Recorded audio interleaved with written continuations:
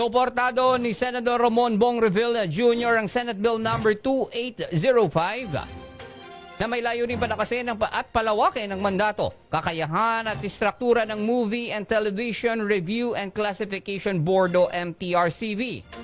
Isa sa pangunahing tampok ng panukalang batas ay ang pagbibigay ng kapangyarihan sa MTRCB na suriin at i-review ang mga pelikula, programa o seryeng pinapalabas sa mga on-demand online streaming services.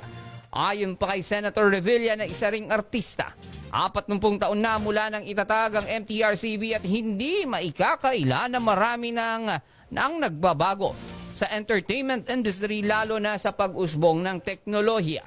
Dagdag pa ni Revilla, marami ang nagbago at nag-iba sa anyo ng sining, kaya't hindi lang napapanahon kundi nararapat ang batas na makasabay sa pagbabago at maging din ang makasabay at makasunod sa takbo ng panahon.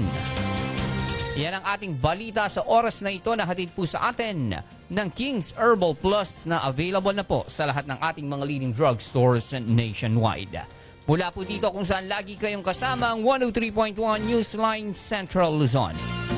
Ito po si Jos Salazar. Kasama ka, ikaw ang bida. You just